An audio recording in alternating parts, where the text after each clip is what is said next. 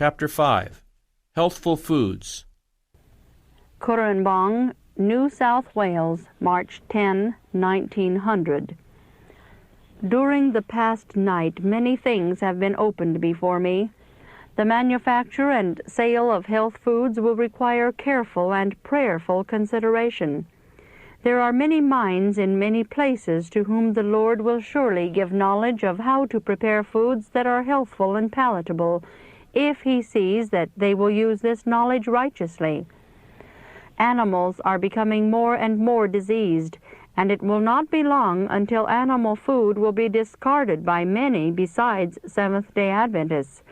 Foods that are healthful and life-sustaining are to be prepared, so that men and women will not need to eat meat.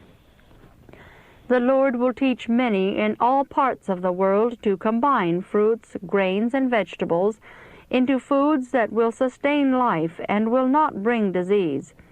Those who have never seen the recipes for making the health foods now on the market will work intelligently, experimenting with the food productions of the earth, and will be given light regarding the use of these productions. The Lord will show them what to do. He who gives skill and understanding to His people in one part of the world will give skill and understanding to His people in other parts of the world. It is His design that the food treasures of each country shall be so prepared that they can be used in the countries for which they are suited. As God gave manna from heaven to sustain the children of Israel, so He will now give His people in different places skill and wisdom to use the productions of these countries in preparing foods to take the place of meat.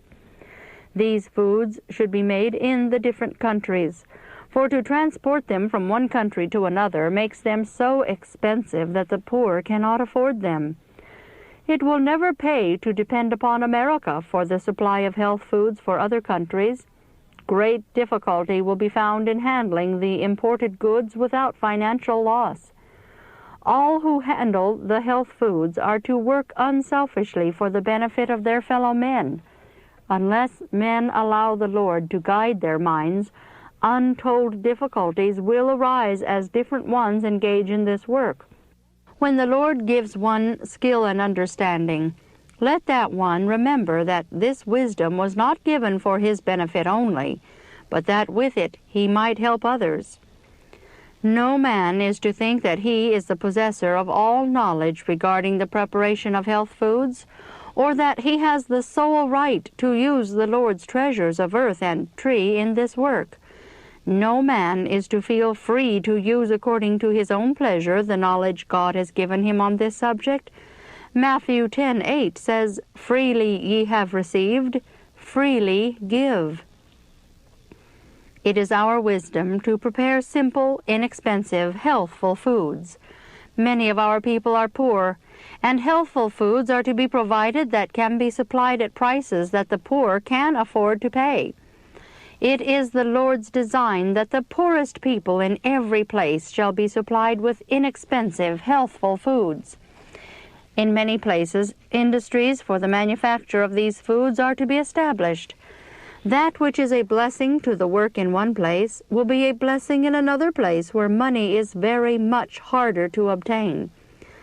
God is working in behalf of His people. He does not desire them to be without resources.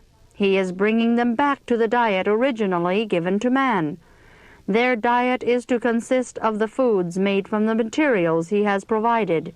The materials principally used in these foods will be fruits and grains and nuts, but various roots will also be used.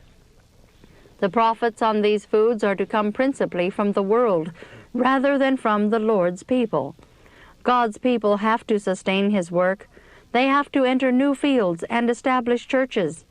On them rest the burdens of many missionary enterprises. No unnecessary burdens are to be placed upon them. To His people, God is a present help in every time of need.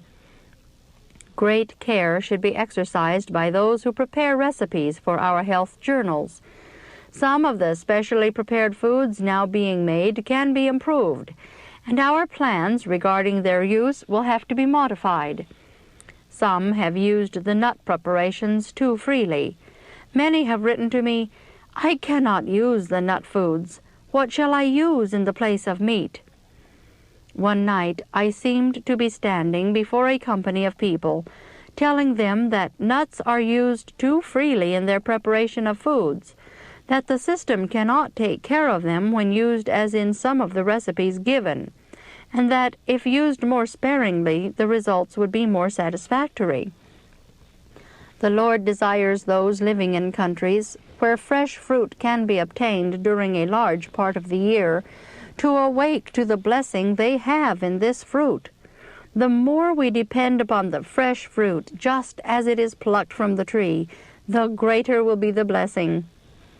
Some, after adopting a vegetarian diet, return to the use of flesh meat. This is foolish indeed, and reveals a lack of knowledge of how to provide proper food in the place of meat. Cooking schools, conducted by wise instructors, are to be held in America and in other lands. Everything that we can do should be done to show the people the value of the Reformed diet.